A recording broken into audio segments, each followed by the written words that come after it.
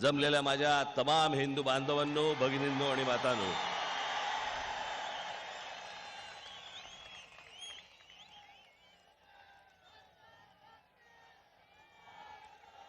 सर्वप्रथम आपणा सर्वांना गुढीपाडव्याच्या आणि नवीन वर्षाच्या आपल्याला सर्वांना मनपूर्वक हार्दिक शुभेच्छा।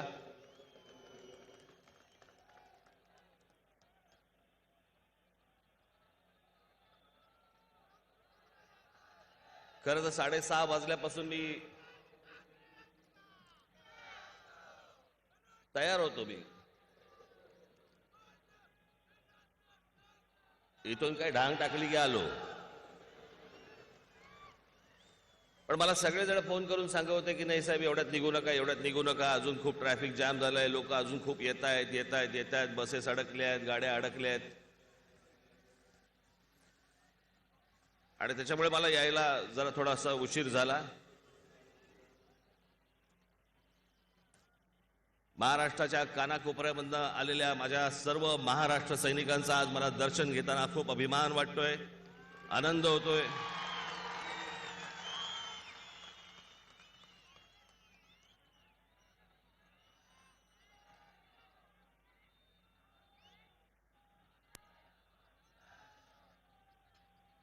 तीन वर्षापूर्वी ज्या वेळेला इथे गुढीपाडवा मेळावा झाला होता,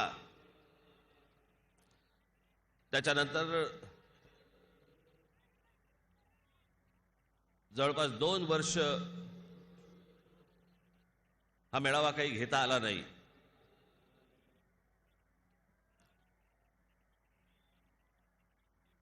तो कोरोना, त्याच्यातनं आलेलं लॉकडाऊन,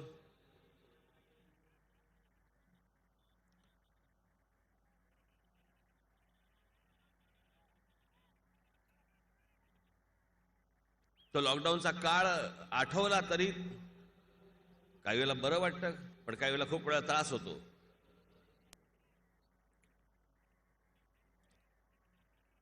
हे आज गजबजलेलं शिवाजी पार्क मैदान, हे शिवतीर्थ सामसूम होती।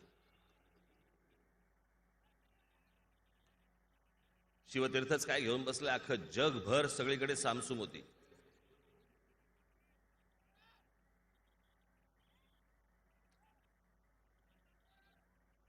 एक माणूसही फिरताना दिसायचा नाही।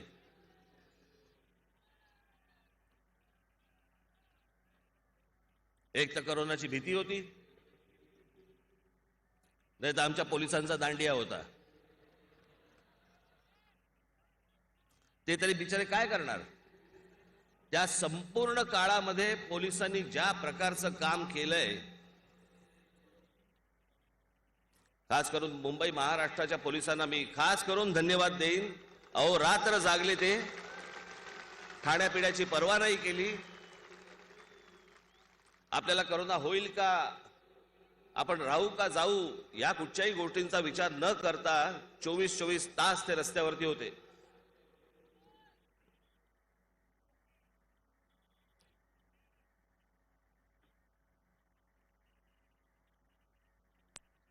आज खरं तर 2 वर्षानंतर बोलत असताना भरपूर एवढं साचून ठेवली, मोरी इतकी तुंबली आहे, चला बोळा घालावा कुठून तेच कळत नाही।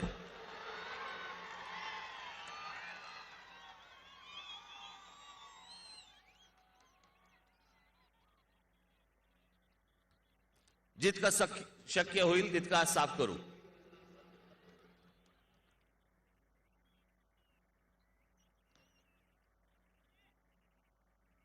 हा संपूर्ण भीतीदायक एक कोरोनाचा काळ, लॉकडाऊनचा काळ सगळा गेला।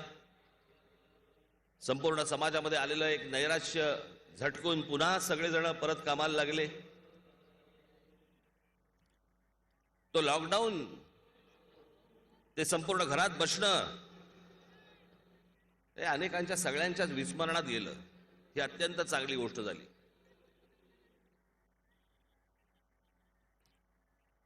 पण जसा लॉकडाऊन विस्मरणात गेला की बाबा आता ते नको, ते दिवस नको, ते ती शांतता, तशा अनेक गोष्टी देखील तुमच्या विस्मरणात गेल्या। आणि मला असं वाटतं की आज जरा थोडंसं मी म्हटलं जरा थोडासा फ्लॅशबॅक देऊ. फ्लॅशबॅक चित्रपटात असतो ना,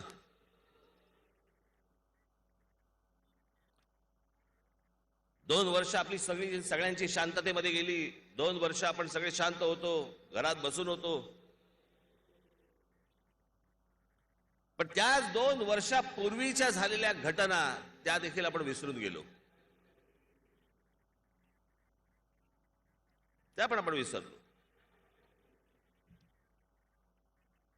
2019 साली झालेली विधानसभेची निवडणूक. होतं काय, वर्तमानपत्र आणि ही सर्व चॅनल्स रोज नवीन नवीन बातम्या, नवीन नवीन बातम्या, नवीन नवीन बातम्या. त्याच्यामुळे अगोदरचं सगळं विसरायला होतं आणि ते तुम्ही विसरता. हेच यांच्या फायद्याचं ठरतं. ते आम्हाला आता आठवतच नाही. त्यावेळेला झालं, त्यावेळेला ऐकलं, पण ते आम्ही आमच्या विस्मरणात गेलं. कसं काय जाऊन चालेल? 2019ची विधानसभेची निवडणूक आठवा.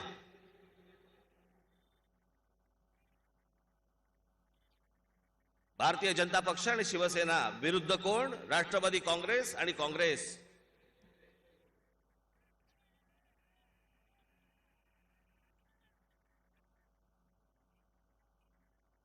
निकाल लागल्यानंतर शिवसेनेला, खास करून उद्धव ठाकरेंना साक्षात्कार झाला.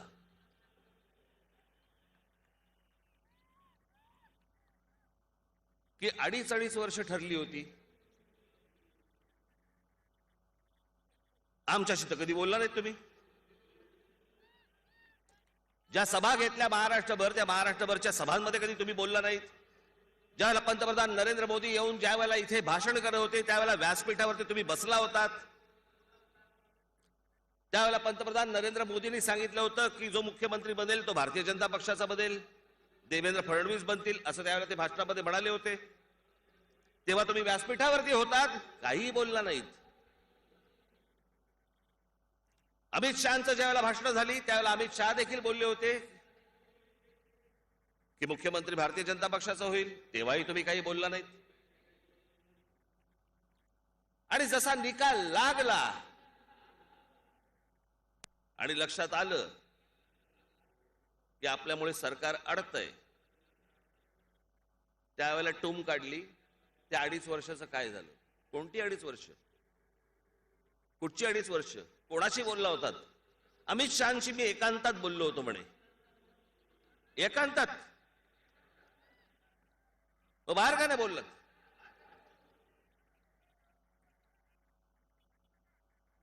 बरं, मुख्यमंत्री पद हे महाराष्ट्राचं आहे, जनतेचं आहे, जे लोकांसमोर येणार आहे.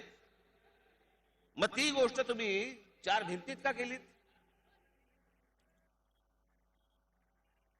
बरं, त्या 4 भिंतीमधली गोष्ट अमित शहा सांगतायत, आमचं असं काही बोलणं झालेलं नाहीये.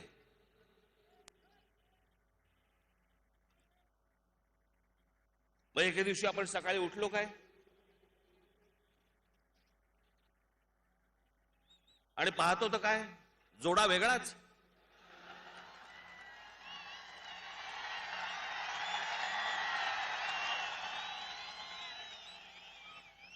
चला, पळून कोणाबरोबर गेले, लग्न कोणाबरोबर, काही कळेच ना आम्हाला.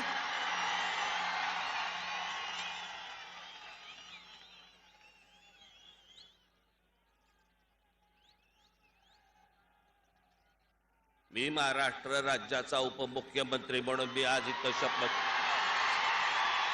समजेच ना, महाराष्ट्राला समजेच ना. असायला मतदान केलं कोणाला आम्ही?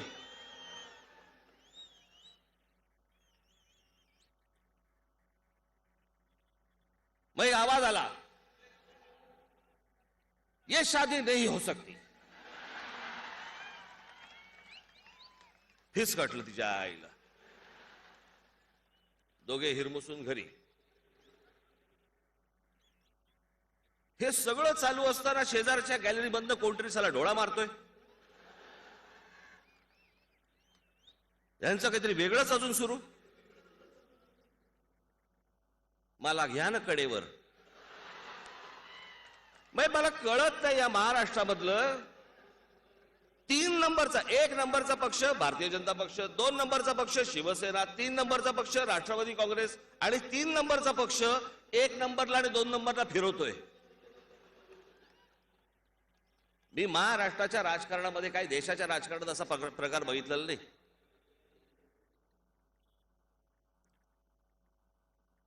महाराष्ट्राच्या जनतेला जाऊन तुम्ही काय सांगता, महाराष्ट्राच्या जनतेशी तुम्ही काय बोलता, व्यासपीठावरनं तुम्ही एकमेकांना शिव्या घालता आणि त्याच्यानंतर जाऊन तुम्ही एकमेकांच्या मांडीवर बसता.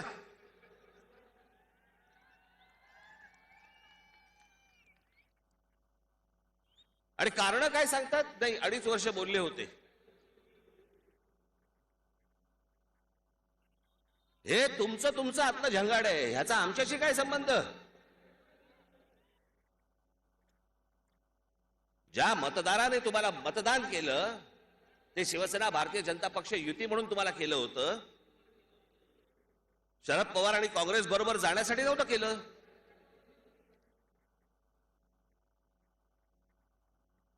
मग या मतदारांशी गद्दारी करणाऱ्यांना कोणतं शासन देणार. आमचं होतं कसं, आम्ही विसरून जातो,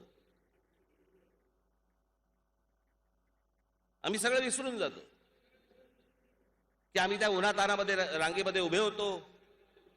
तास 2-2 तास आम्ही त्या रांगेमध्ये उभे बसून आम्ही तिकडे मतदान केलं, भाषणाला गेलो, भाषणं ऐकली, विचार ऐकले, मतदान केलं. आणि मतदान केल्यानंतर निर्णय ज्या वेळेला आला त्यावेळेला महाराष्ट्रात चित्र वेगळंच दिसलं. याच्यासाठी मतदान करता गुलाम आहात यांचे.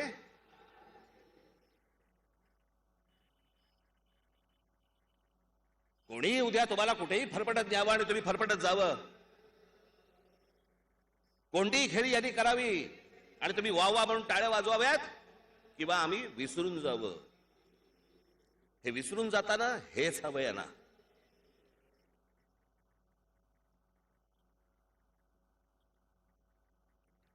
सगळ्या गोष्टी आम्ही विसरतो कारण रोज धडाधड नवीन बातम्या पडतात आमच्यावरती, नवीन बातम्या. आणि मग काय, हे सगळे आले सकाळी कॅमेरेवाले की पक पक पक पक पक पक पक पक सुरू.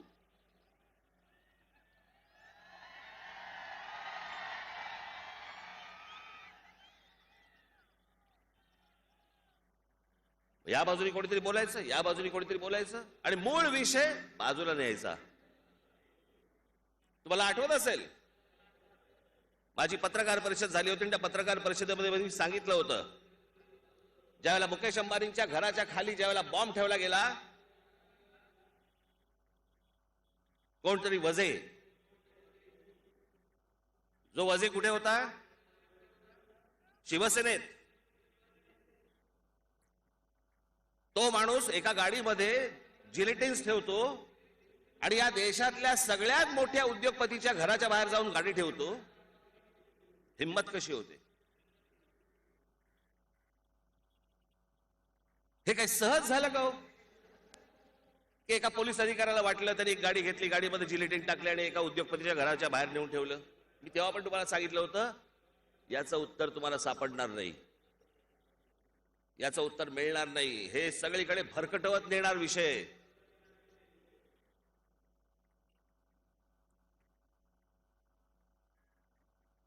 माझ्या एक परिचयाचे एक जण होते, आहेत म्हणजे ते, त्यांना गाणं गाण्याचा भयंकर शौक होता. एक 4-5 झाले की ते गाणं म्हणायचे, रमैया वस्तावया. आणि मग रमैया वस्तावया गाणं सुरू केलं की मग ते एक तान द्यायचे.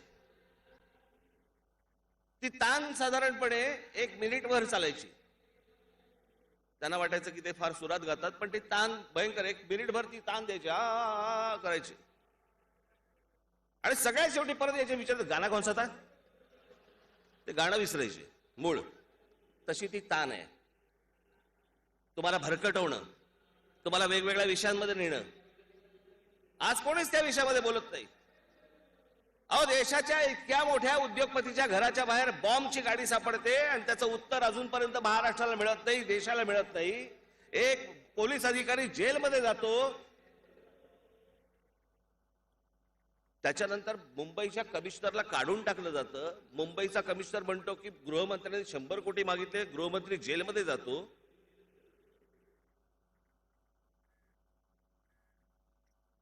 आठवतंय का हो तुम्हाला हे सगळं?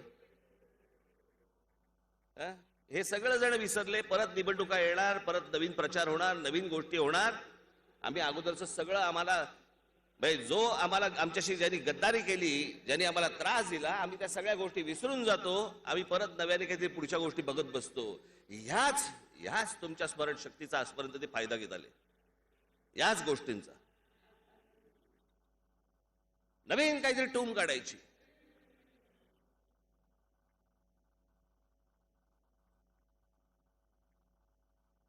दाऊदशी संबंध असलेल्या त्या नवाब मलिकांचा ते पण आता आतमध्ये गेले.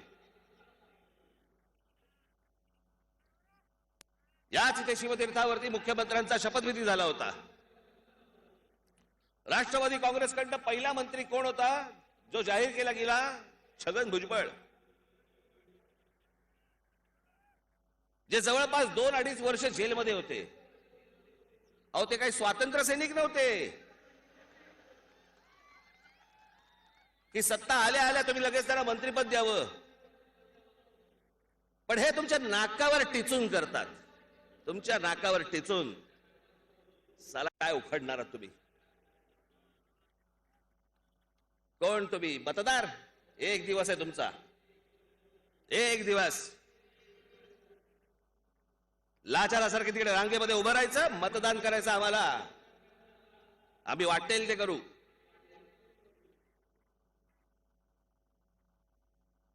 जो माणूस जेलमध्ये 2.5 वर्ष होता त्याला मी पहिला मंत्री करेन.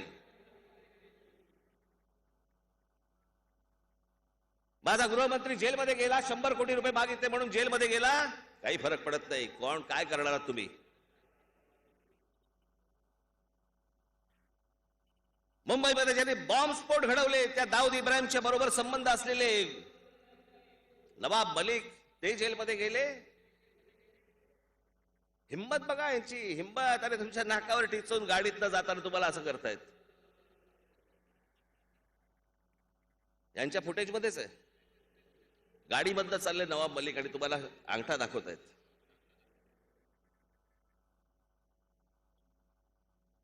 हे सगळे तुम्हाला मेंढरासारखे वापरतायत. आमच्या हातामध्ये राज्य द्या, आम्ही वाटेल ते करू. करता आज मी 2 वर्षानंतर मी बोलतोय. मी बरेच विषय मी इथे आणून ठेवले होते. मी अनेकदा माझं लक्ष पण जात नाही. मी पण म्हटलं या 2 वर्षामध्ये कुठच्या गोष्टी आपल्या काय म्हणतो त्याला नजरेतनं सुटू नयेत किंवा जाऊ नयेत म्हणून मी काही विषय इथे मी आणून ठेवले होते.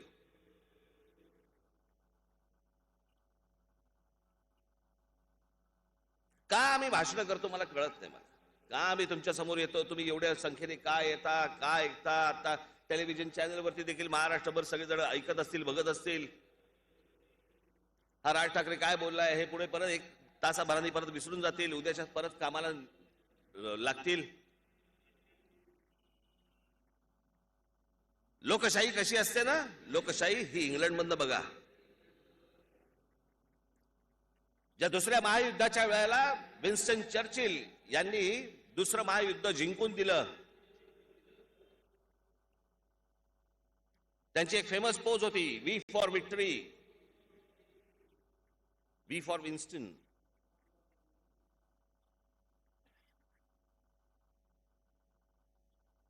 ज्या वेळेला युद्ध जिंकलं त्याच्यानंतर 8 महिन्यात निवडणुका झाल्या इंग्लंडमध्ये. 8 महिन्यात.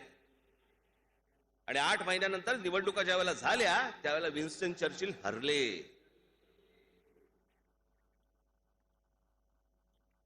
ब्रिटिश जनतेला विचारलं, पत्रकारांनी तिकडच्या विचारलं की अरे दुसऱ्या महायुद्ध ज्या माणसाने तुम्हाला जिंकून दिलं त्या माणसाला तुम्ही पाडलात, त्या माणसाला तुम्ही हरवलात. हो म्हणे. विन्स्टन चर्चिल युद्ध काळात चांगले होते, शांततेच्या काळात नाही. ही समज लागते समाजामध्ये. ही समज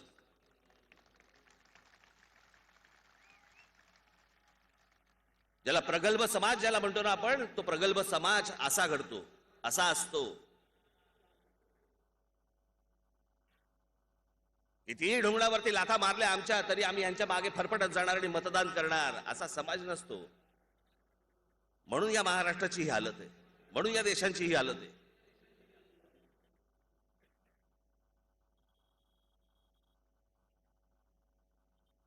आजही आमचे शेतकरी आज आत्महत्या अजून थांबलेल्या नाहीत. कोणती महाराष्ट्राची परंपरा आपण विसरून गेलो सगळं. मी आता अनिल शिदोरेंशी मी बोलत होतो. मी म्हटलं त्यांना, मी सांगितलं, म्हटलं जो माणूस इतिहास विसरला ना त्याच्या पायाखालचा भूगोल सटकलेला आहे, तो निसटून गेलेला आहे, त्याच्या जमीन निसटून गेलेली आहे.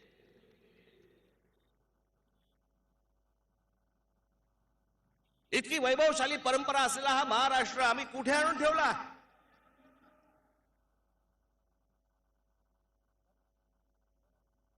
आमचा गृहमंत्री जेलमध्ये जातो 100 कोटी रुपये मागितले म्हणून.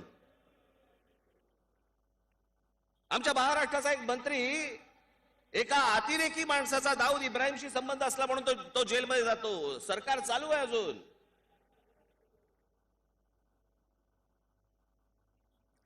शेतकऱ्यांच्या आत्महत्या थांबलेल्या नाहीयेत. राज्यात चालू आहे, महाराष्ट्र राज्यात चालू आहे. मी नेहमी सांगत आलो ना, हे शिवछत्रपती, अहो हे काही डेकोरेशन नाहीये. यांचा विचार पुढे घेऊन जर जायचा असेल, ही असली माणसं नाही चालणार सत्तेत.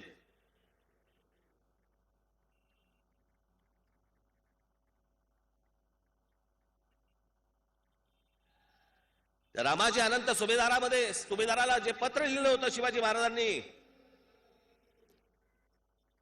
त्या पत्राच्या एका ओळीमध्ये सगळं अख्खं कसं सत्ता असावी, सत्ताधारी कसा असावा, हे एका ओळीमध्ये दिलं होतं त्यांनी. रामाजी अनंत सुभेदाराला लिहिलेल्या पत्रामध्ये एक ओळ होती, कारभार ऐसे करावा की रयतेच्या भाजीच्या देठासही हात न लागणे. रयत म्हणजे कोण? रयत त्याला काय कारखानदार नव्हते. रयत म्हणजे शेतकरी.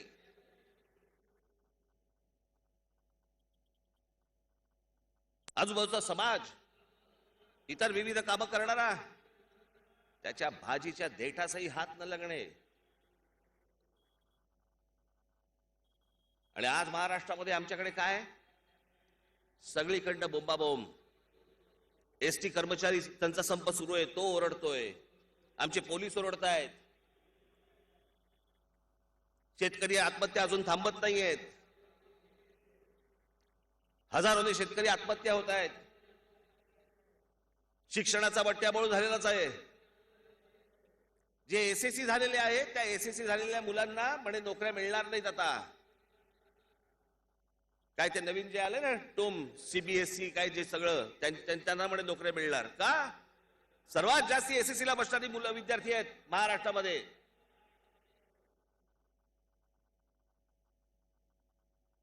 महाराष्ट्रामध्ये जर समजा नोकऱ्यांमध्ये पहिलं प्राधान्य जर मिळणार असेल, तर महाराष्ट्रामधल्या पहिल्यांदा माझ्या मराठी माणसाला पहिल्यांदा प्राधान्य मिळालं पाहिजे. बाकीच्यांना नंतर. हे फालतू लपडे इथे आणू नका.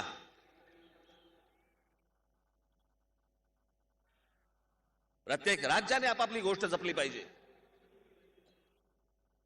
आज मला आनंद होतोय ज्यावेळेला उत्तर प्रदेशचा ज्यावेळेला निकाल लागला आणि त्या निकालामध्ये मला ज्यावेळेला कळलं की उत्तर प्रदेशमध्ये विकास होतोय. अरे हेच तर पाहिजे. तुम्हाला आठवत असेल तर 2014 साली मी सांगत होतो की नरेंद्र मोदी ज्यावेळेला जर सत्तेवरती येतील, सत्तेवरती आल्यानंतर त्यांनी पहिल्यांदा फक्त 3 राज्यांकडे लक्ष द्यावं, उत्तर प्रदेश, बिहार आणि झारखंड. बाकीच्या देशाकडे बघायची गरज नाहीये. या 3 राज्यांचा पहिला विकास करा. या 3 राज्यांमधनं माणसं बाहेर पडतायत. त्यांना त्यांच्या राज्यामध्ये रोजगार मिळू देत. त्यांना घर सोडायची वेळ येऊ देऊ नका. आज ज्या वेळेला माझ्या कानावरती बातम्या येत आहेत की तिकडे काही प्रकारचा चांगला विकास होतोय, आनंदाची गोष्ट आहे. प्रत्येक राज्यामध्ये ही गोष्ट झाली पाहिजे. सगळ्यांचं ओझं घ्यायला काही महाराष्ट्र इथे बसलेलं नाहीये.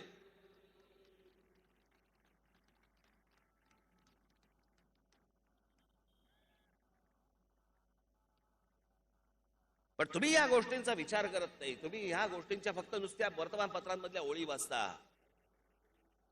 वर्तमानपत्रांच्या ओळींच्या मधलं वाचत नाही. हे तुमच्याशी काय खेळ खेळतायत, हे कशा प्रकारचा खेळ चालू आहे यांचा. सगळ्या गोष्टींकडनं जर दुर्लक्ष करायचं असेल, आमच्याकडे हत्यार आहे, उत्तम हत्यार आहे, जातीचं हत्यार.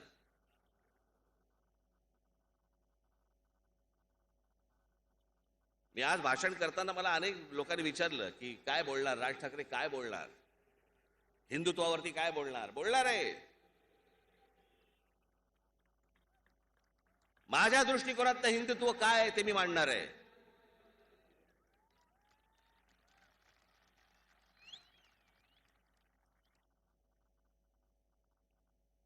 अयोध्येला जाणार आहात का नाही जाणार आहात? जाणार. आता तारीख नाही सांगत.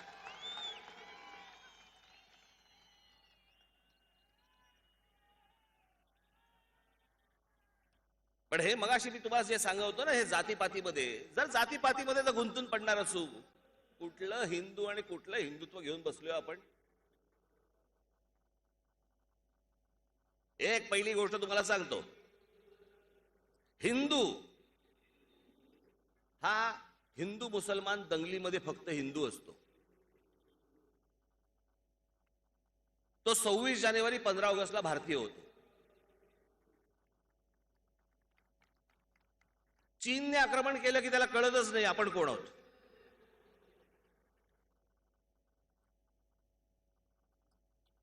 आणि मग ज्यावेळेला तो ना हिंदू ना भारतीय ज्यावेळेला असतो, त्यावेळेला तो होतो मराठी, तो होतो गुजराती, तो होतो तमिळ, तो होतो बंगाली, तो होतो पंजाबी. आणि मग तो ज्यावेळेला मराठी होतो, त्यावेळेला तो होतो मराठा, त्यावेळेला तो होतो ब्राह्मण, त्यावेळेला तो होतो माळी, त्यावेळेला तो होतो अजून आगरी.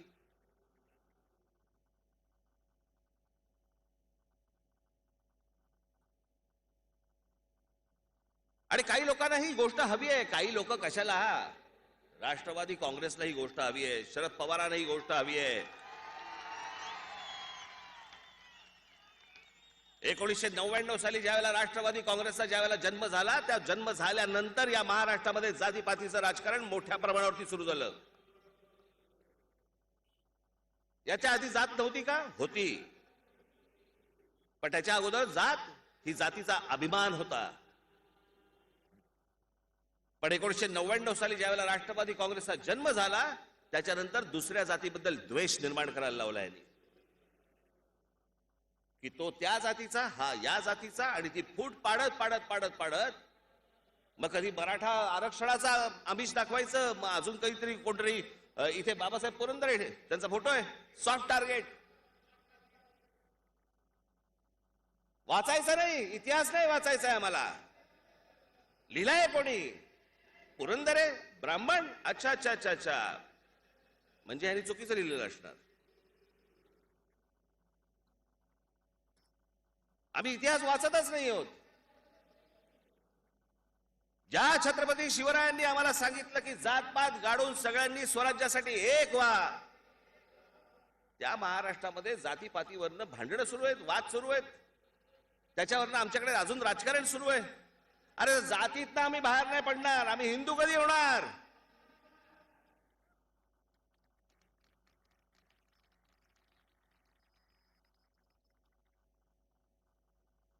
बाहेरच्या राज्यांमध्ये ज्या प्रकारचं राजकारण चालतंय ते राजकारण करायचंय का आम्हाला महाराष्ट्रामध्ये? ज्या महाराष्ट्राची परंपरा एवढी वैभवशाली, ज्या महाराष्ट्राने दिशा या देशाला दिली, तो महाराष्ट्र खितपत पडलाय जातीत.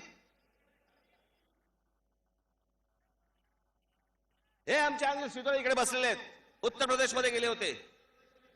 एका ढाब्यावरती थांबले, ढाब्यावरती थांबल्यानंतर तिकडे एका खाट्यावरती बसले होते, तिकडे ते आणि त्यांचे मित्र. चहा सांगितला. त्या ढाब्यावरच्या काउंटरवरचा माणूस आला, त्यांच्याकडे आला. कौन सी जात से हो? मैंने जात सांगितली.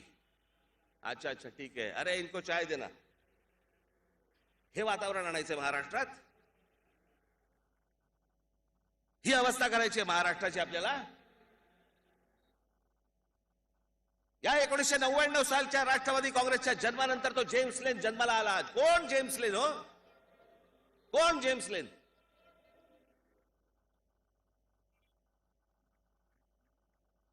त्याच्या आधी कधी माहिती नव्हता, त्याच्यानंतर कधी आम्हाला माहिती नाही. तो आता सध्या काय करतो? तो काय जॉर्ज बर्नार्ड शॉ होता? पुस्तकांमध्ये काहीतरी वेडं वाकडं छापून आणायचं आणि आणल्यानंतर मग त्याच्यावरती राजकारण करत बसायचं. बघा कसं केलंय, जाती जातींमध्ये चुकीची माहिती कशी पुरवली गेली. काय बोलतोय आपण? त्या भेगारड्याने काहीतरी एक पुस्तकामध्ये लिहिलं आमच्या जिजाऊ साहेबांबद्दल. आम्ही ते उगाळतोय. ज्यांना हा इतिहास माहिती नाही, ज्यांनी हे पुस्तक वाचलेलं नाही, ती माणसं ज्या वेळेला या सगळ्या प्रकरणानंतर प्रश्न विचारतात, काय लिहिलंय काय त्या पुस्तकामध्ये, आम्हीच आमची आबरू काढतोय.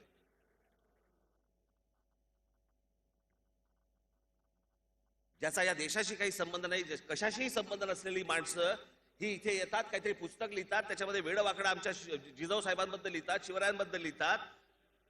त्याच्यावरनं इथे राजकारण तापवलं जातं, जाणून बुजून तापवलं जातं आणि त्याच्यानंतर आम्ही त्याच्यावरती चर्चा करत बसतो.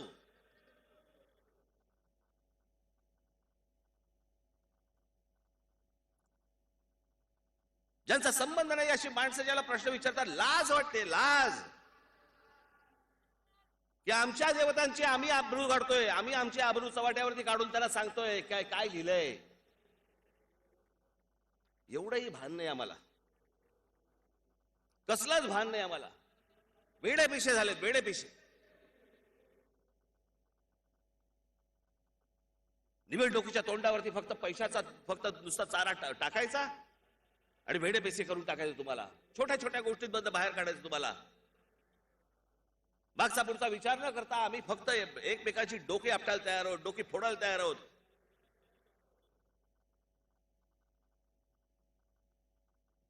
या जातीपातीतनं आम्ही बाहेर येत नाही.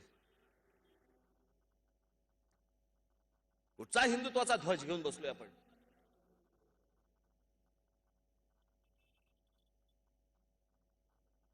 हिंदू म्हणून आपण कधी एक होणार आहोत? खरं तर मला तुम्हाला सांगायचं आहे की ही संपूर्ण जी विविधता जी म्हणतो ना आपण, भाषेची, संस्कृतीची, महाराष्ट्राची एक संस्कृती, गुजरातची एक संस्कृती, बंगालची एक संस्कृती, तामिळनाडूची एक संस्कृती, वेगवेगळ्या राज्यांच्या वेगवेगळ्या संस्कृत्या. कारण हा देश मुळात झालाच 1947 साली. त्याच्या अगोदर ही एक भूमी होती. ज्याला काही जण भारत म्हणत होते, ज्याला काही जण इंडिया म्हणत होते, ज्याला काही जण हिंदुस्थान म्हणत होते, पण त्याला आकार उकार नव्हता. कोणी यायचं, कोणी राज्य करायचं, काही करायचं.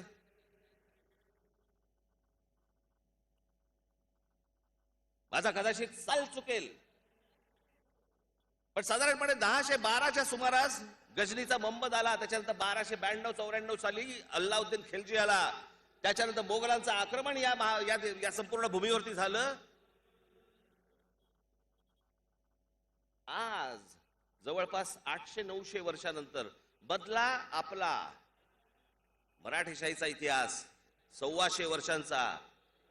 या आमच्या शिवछत्रपतींचा विचार घेऊन आम्ही अटकेपार झेंडे फडकवले. त्या अटक किल्ल्यावरती आमची भगवी पताका लागली.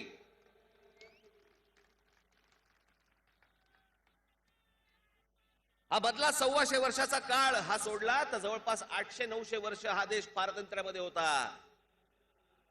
विसरलो का आपली संस्कृती? मोगल आले, ब्रिटिश आले, पोर्तुगीज आले, सगळे आले. काही विसरलो आपण? आजही त्याच अभिमानाने आपण आपल्या घराच्या बाहेर गुढी उभारतोय. आजही आपण तेच सण साजरे करतोय. आपले पोशाख, आपलं अन्न, आपले संस्कार, आपली भाषा हे काही छिनू शकले नाहीत मोगल.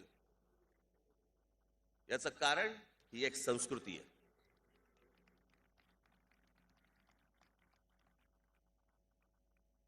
मला असं वाटतं प्रत्येक राज्याने आपापली जर संस्कृती जोपासली, प्रत्येक राज्याने आपापली भाषा जर जोपासली, प्रत्येक राज्याने जर समजा आपापलं राज्य मोठं केलं, आपाप हा देशच मोठा होणार आहे. आणि या देशातनं मोठं कोण होणार आहे? हिंदूच मोठा होणार आहे.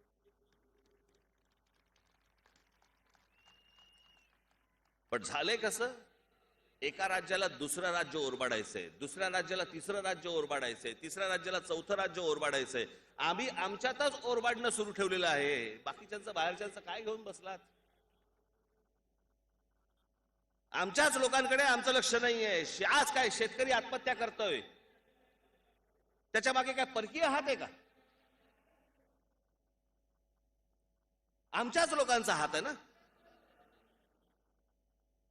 आज आमच्या मुलांना शिक्षण मिळत नाही, नोकऱ्या मिळत नाहीत, कोणाचा परकीय हात आहे का त्याच्या मागे? आमच्याच लोकांचा हात आहे ना. आमच्याच दळबदरी धोरणांचा विषय ना तो.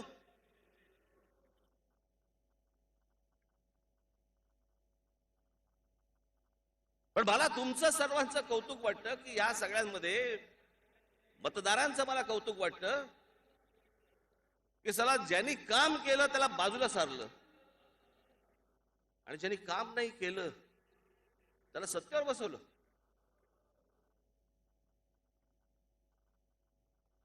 नाशिक महानगरपालिकेमध्ये, नाशिक शहरामध्ये ज्या प्रकारचं काम झालं, ज्या प्रकारचं काम केलं त्याच्या अगोदर कधी झालं नाही, नंतरही झालं नाही.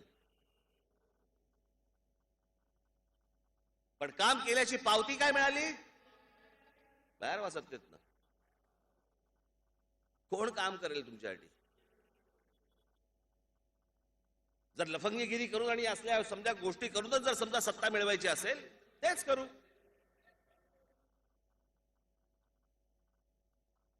मग चांगुलपणाची अपेक्षा बाळगू नका कोणी.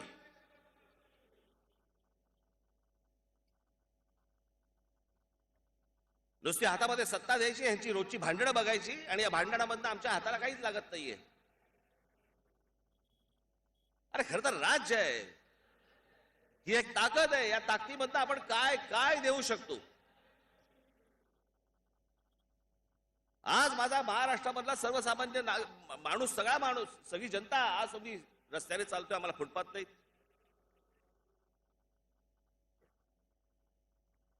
गाड्या चालवायच्या, ट्रॅफिक जाम झालेले आहेत.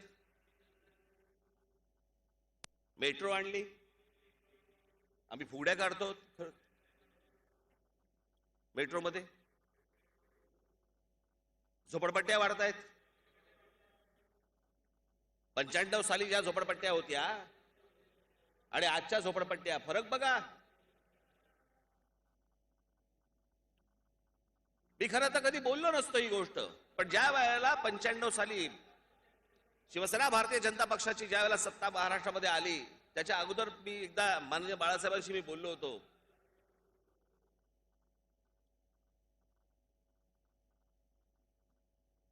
मी म्हटलं, काका म्हटलं ही झोपडपट्टीवासियांना फुकट घरं, मी म्हटलं ही फुकट ही गोष्ट चांगली नाही.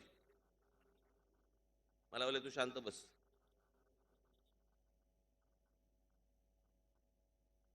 आज मुंबई आणि या सगळ्या भागामध्ये ज्या झोपडपट्ट्या आहेत त्याच्यामध्ये त्यांना चांगली घरं मिळतील. उद्देश चांगला होता, हेतू चांगला होता. माननीय बाळासाहेबांचा उद्देश खरंच चांगला होता. ज्या मुंबईमध्ये मोजक्या झोपडपट्ट्या होत्या त्यावेळेला, पण मुंबईमध्ये फुकट घर मिळतंय म्हटल्यानंतर 95 सालानंतर जे लोंढेच्या लोंढे मुंबईमध्ये आले,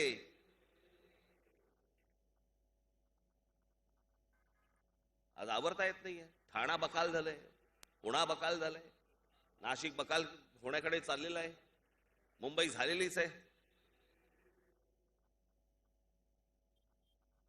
आणि यातल्या बऱ्याचशा झोपडपट्ट्यांमध्ये काय नेमकं चाललेलं आहे? आज अनेक प्रामाणिकपणे अनेक गरीब लोक झोपडपट्ट्यांमध्ये राहत आहेत, त्यांना खरं तर घर मिळाली पाहिजेत. नको ती माणसं घरं घेऊन जात आहेत. जे पूर्वापार मुंबईमध्ये इथे अनेक वर्षाचे झोपडपट्ट्यांमध्ये राहत आहेत, चाळींमध्ये राहत आहेत, त्यांना घरं मिळाली पाहिजे. आमच्या पोलिसांना घर मिळाली पाहिजेत. चला, आमदारांना कसली घरं वाटतंय?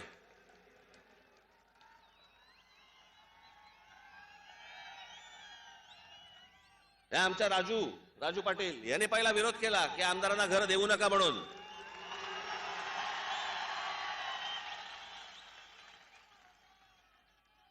मला असं वाटतं आपण एक देवाणघेवाण करावी.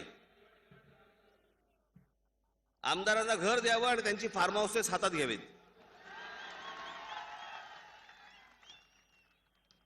मग आपलं काही म्हणणं नाहीये, घर देण्याबद्दल आपलं काहीच म्हणणं नाहीये. घे बाबा, घर घे, तुझं फार्म हाऊस आमच्या नावावर कर. त्या आमदारांना पेन्शन दिले जातात, खासदारांना पेन्शन पहिली बंद केली पाहिजे ती. का उपकार करता काय चाललं?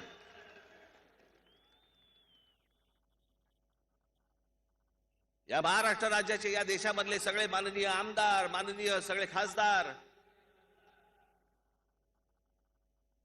लोकांचं काम करायचंय ना, मग पेन्शन कशाला हवंय? करा काम.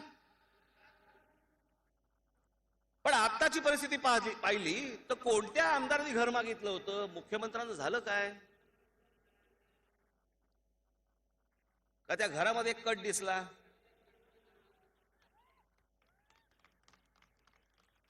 कारण हल्ली हे सगळे कटवरतीच चालतात. टेंडरमध्ये कट, ह्याच्यामध्ये कट, त्याच्यामध्ये कट. मग ईडीने पण एक कट केला. मग मुख्यमंत्री संतापले.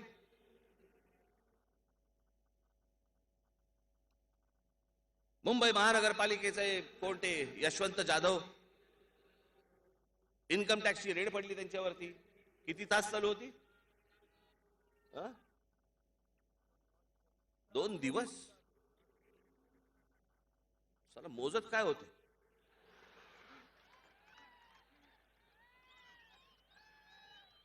हल्ली आई वडील सांगतात, यशवंत हो सांगतच नाहीत, यशवंत जाधव हो सांगतात.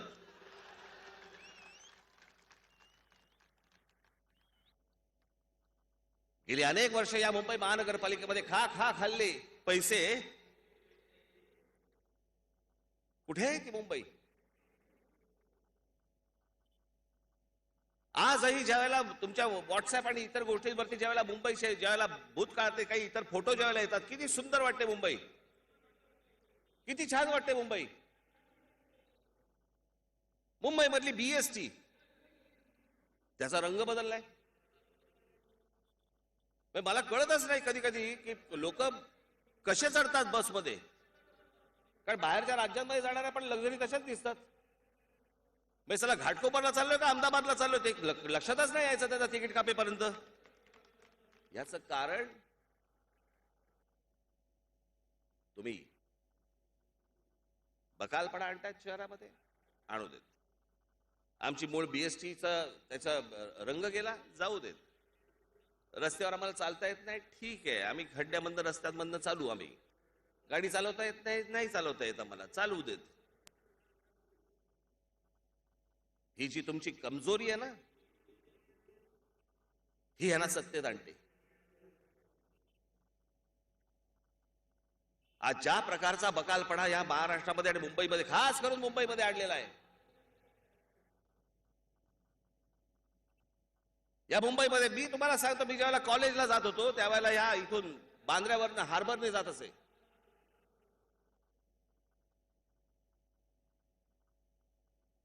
त्या कोर्टाच्या बाजूने जाताना तिकडनं उजवीकडे एक 7-8-10 झोपड्या होत्या.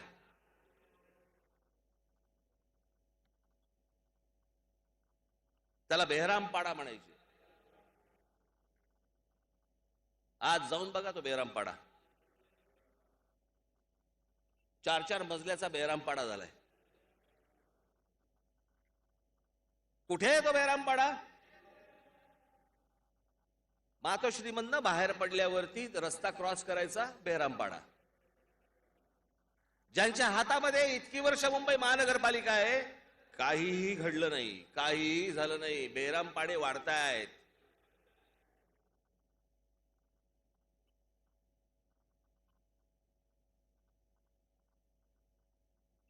जी परिस्थिती मुंबऱ्याची आहे,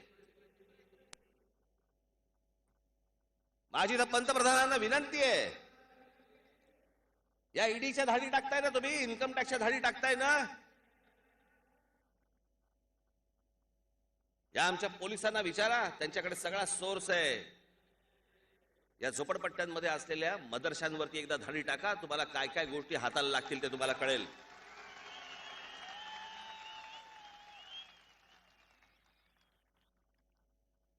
अहो, गरजच नाही आपल्याला पाकिस्तानची. कशाला हवाय पाकिस्तान?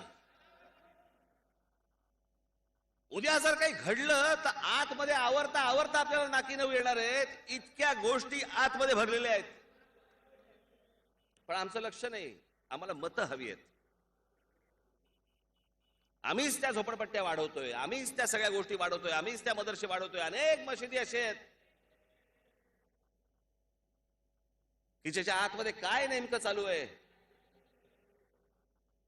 हे समजत नाहीये.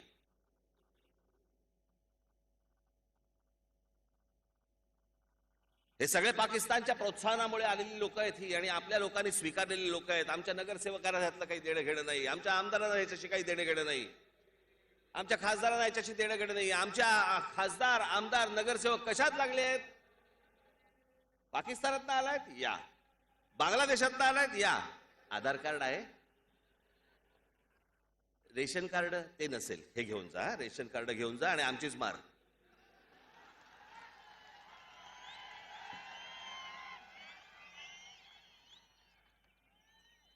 यांना या सगळ्या गोष्टी पुरवणारे आमचेच.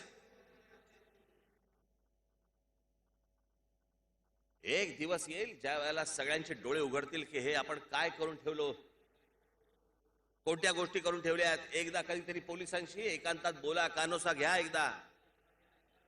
काय काय गोष्टी आपल्याकडे येऊन ठेवलेल्या आहेत, तुम्हाला धडकी भरेल, धडकी. पण आमचं कोणाचं लक्ष नाहीये. मागे मी त्यावेळेला घोषणा केली होती, या मशिदींवरती लागणारे भोंगे, प्रार्थनेला माझा विरोध नाही, पण या मशिदींवरती लागलेले भोंगे हे खाली उतरवावेच लागतील. या सरकारला हा निर्णय घ्यावाच लागेल.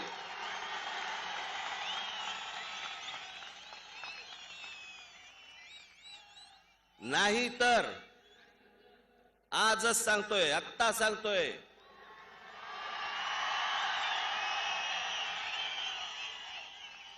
ज्या मशिदीच्या बाहेर हे भोंगे लागतील त्याच्या दुप्पट समोर स्पीकर लावायचे आणि हनुमान चालीसा लावायचा.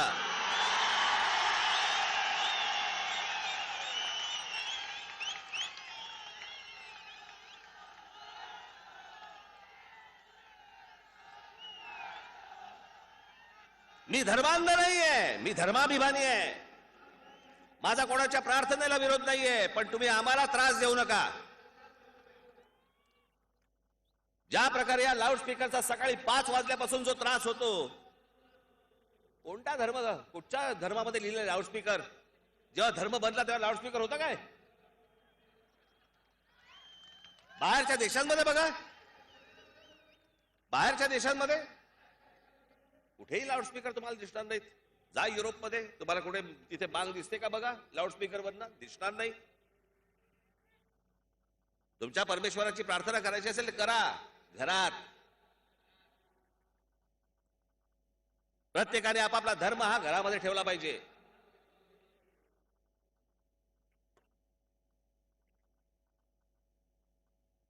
आमच्याकडे मंदिर आहेत, टाका धाडी. काय मिळणार? घंटा.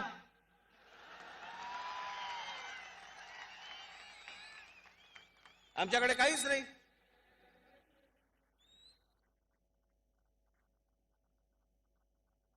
आणि म्हणून मला हा असा खितपत पडलेला, जातीमध्ये खितपत पडलेला, असा हतबल झालेला, सत्ताधाऱ्यांसमोर लाचार झालेला, कोणाही समोर वाकडा तिकडा फरफरटत जाणारा, मला असला समाज नाही आवडत.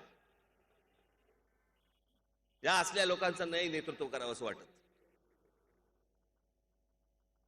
मला आरेला कारे म्हणणारी माणसं पाहिजेत. कोणत्याही सत्ताधाऱ्याची हिंमत नाही होता कामा तुमच्याशी गद्दारी करायची. त्या दिवशी मुख्यमंत्री ठणकावून सांगत होते विधानसभेमध्ये, जर तुम्ही माझ्या कुटुंबाला हात घालणार असाल तर पहिल्यांदा मला अटक करा, पहिल्यांदा कुटुंबाला सांग, मुंबई महानगरपालिकेत जाऊ नको म्हणून.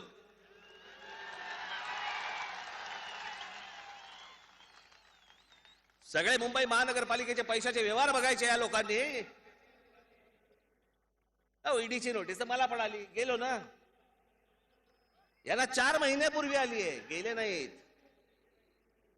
आता ज्या वेळेला ह्यांची संपत्ती अटॅच करायला सुरुवात केली त्यावेळेला मुख्यमंत्र्यांना राग आला. तेव्हा हे सांगतायत की जो कुटुंबावरती मजा येणार असेल तर त्यापेक्षा मला अटक करा. हे सगळं जे आहे ना, हे 2019 आहे. 2.5 वर्षाचं मुख्यमंत्रीपद पाहिजे होतं ना, भोगा.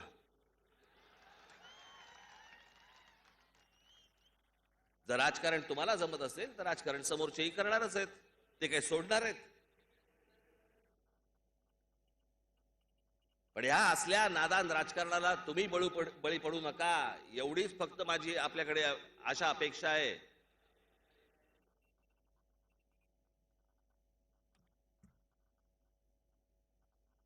हे सगळं जण काय वाटेल ते माननीय बाळासाहेबांच्या नावाखाली काही वाटेल ते मागून घ्यायचं, निवडणुकीच्या तोंडावरती माननीय बाळासाहेबांचा फोटो दाखवायचा आणि ह्यांचे कारभार काय, हजारो कोटी रुपये लुटतायत तुमचे.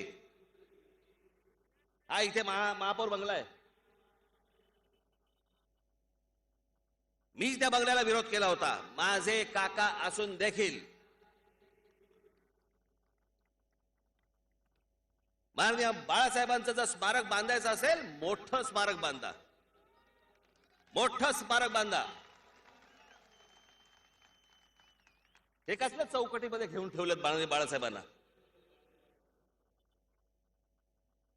जर बाळासाहेबांचं स्मारक बांधायचं असेल तर मोठं बांधा. तुम्हाला बंगला आवडला म्हणून बाळासाहेबांच्या नावावरती घेऊ नका. यांचं सगळ्यांचं वास्तव्य आजही हे सगळे तिकडेच असतात. संध्याकाळी कोणाच्या गाड्या लागलेल्या असतात एकदा बघा, सगळ्या परदेशी गाड्या लागलेल्या असतात, सगळे व्यवहार तिकडे, नाव बाळासाहेबांचं. मुंबई बिल्डरांच्या घशात घालताना, बीएसटीचे प्लॉट ज्या वेळेला बिल्डरांच्या घशात घालताना मुंबईमध्ये प्लॉट नाही सापडला बाळासाहेबांचं स्मारक करायला.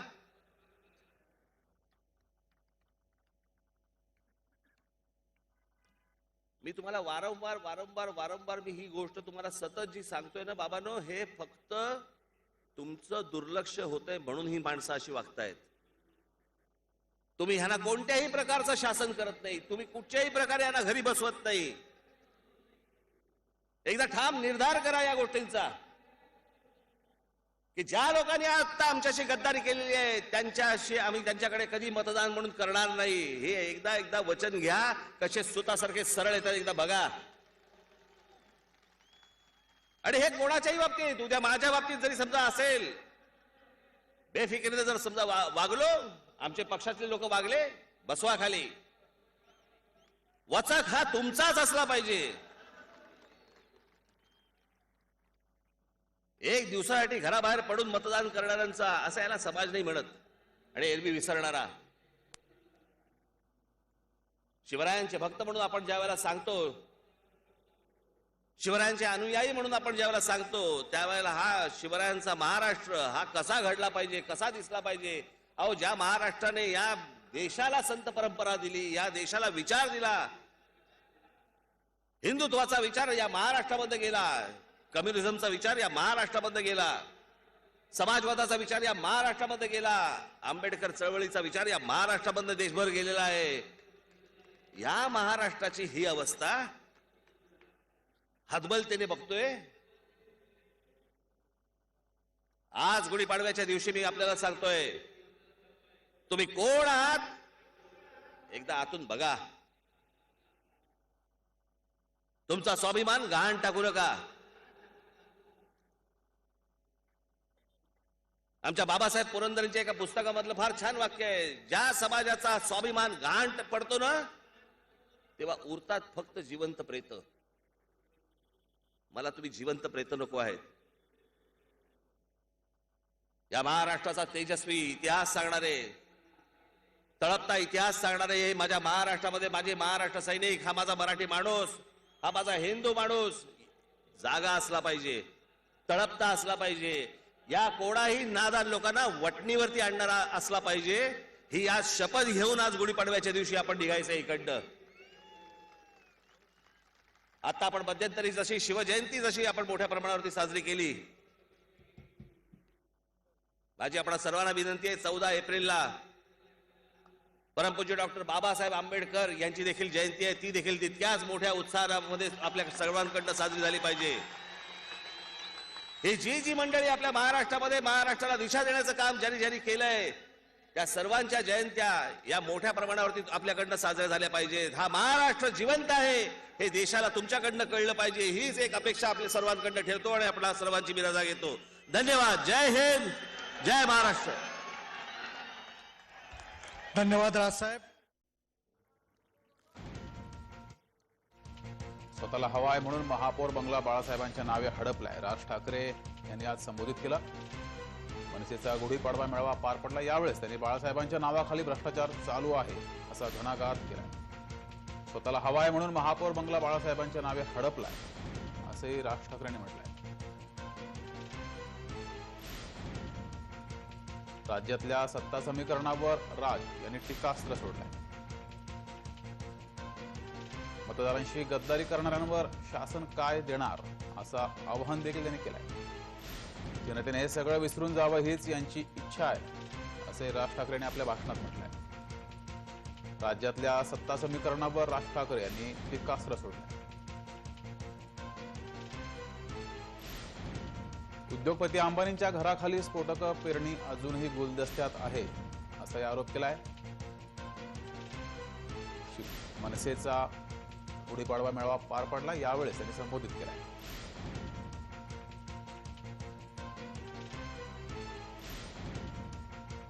राष्ट्रवादीमुळे राज्यात जातीय वाद वाढला असा देखील घणाघात त्यांनी आपल्या भाषणात केलाय. राष्ट्रवादीने जातीय वाद पसरवला.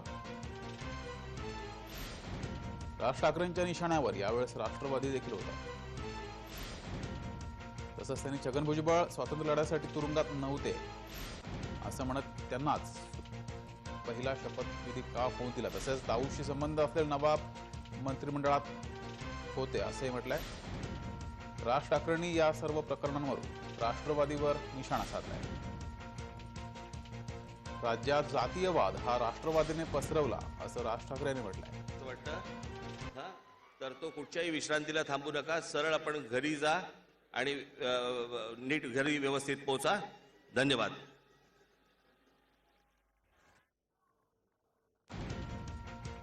मतदाराला गृहीत धरलं जात आहे. मतदाराच्या नाकावर टिच्चून राजकारण सुरू आहे. याही विषयाला राज ठाकरे यांनी हात घातलाय. समाज राजकीय दृष्ट्या प्रगल्भ नाही राज ठाकरे यांनी खंत व्यक्त केली आहे. दरम्यान मतदारांना गृहीत धरलं जात आहे. मतदारांच्या नाकावर टिच्चून राजकारण सुरू आहे. समाज राजकीय दृष्ट्या प्रगल्भ नाही अशी खंत राज ठाकरे यांनी आपल्या भाषणात व्यक्त केली आहे. मनसेचा गुढीपाडवा मेळावा पार पडला. यावेळेस राज ठाकरे यांनी संबोधित केलाय. तसेच इतिहास विसरलेल्यांच्या पायाखालचा भूगोल सरकतो असंही त्यांनी म्हटलंय. त्यामुळे इतिहास विसरू नका असं आवाहन त्यांनी केलंय. महाराष्ट्रात नोकरीत मराठी माणसाला प्राधान्य हवं असंही त्यांनी म्हटलंय. राज ठाकरे यांनी संबोधित केलं. यावेळेस त्यांनी हे म्हटलं. तसंच उत्तर प्रदेशाचा विकास होतोय ही चांगली बाब आहे. महाराष्ट्र देशाचे ओझे व्हायला बनलेला नाहीये असंही त्यांनी आपल्या भाषणात म्हटलंय. तसेच त्यांनी आपल्या भाषणात राष्ट्रवादीवर घणाघात केलाय. राष्ट्रवादीमुळेच राज्यात जातीय वाद वाढला असं म्हटलंय. राष्ट्रवादीने राज्यात जातीय वाद पसरवला असाही घणाघात त्यांनी राष्ट्रवादीवर केलाय. त्यानंतर राज ठाकरेंनी आपल्या भाषणात हिंदुत्वाबद्दलही बोललेत. हिंदू केवळ दंगलीपुरते हिंदू असतात असं म्हटलंय. राज ठाकरे यांनी हिंदुत्वाबाबत स्पष्टीकरण दिलंय.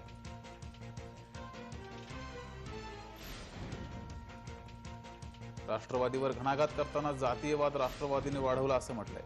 त्यानंतर आमदारांना घरं देण्याबाबत राज ठाकरेंनी गंभीर आरोप केलाय. आमदारांना घरं देण्यात कमिशन मिळणार आहे का असा प्रश्नही त्यांनी आपल्या भाषणात उपस्थित केलाय.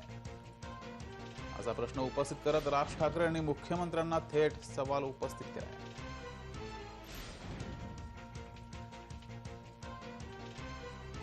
पंतप्रधानांनी झोपडपट्ट्यांमधील मदरशांवर धाडी टाकाव्यात असं आवाहनही त्यांनी पंतप्रधानांना केलंय. राज ठाकरे यांनी पंतप्रधान मोदींना हे आवाहन केलंय. झोपडपट्टीतल्या मशिदीत काय घडतंय ते बाहेर कळत नाहीये असंही त्यांनी आपल्या भाषणात म्हटलंय.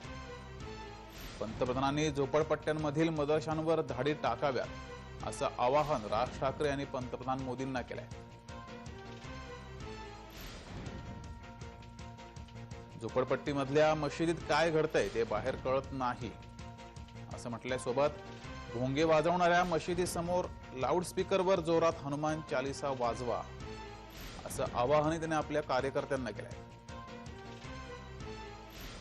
ज्या मशिदीमध्ये भोंगे वाजतील त्यासमोर लाऊडस्पीकरवर जोरात हनुमान चालीसा वाजवा असं आवाहन त्यांनी केलंय.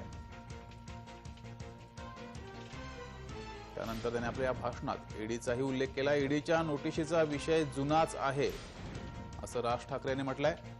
4 महिन्यांपूर्वी आलेल्या नोटिसीबद्दल आता मुख्यमंत्री बोलतायत असंही त्यांनी म्हटलंय. आपल्या भाषणात त्यांनी ईडीच्या विषयासंदर्भातही म्हटलंय. बाळासाहेबांच्या नावाखाली भ्रष्टाचार चालू आहे असा घणाघातही त्यांनी केलाय. स्वतःला हवाय म्हणून महापौर बंगला बाळासाहेबांच्या नावे हडपला जातोय असाही घणाघात राज ठाकरे यांनी केलाय. राज ठाकरे यांनी शिवसेनेवर टीकास्त्र सोडलंय.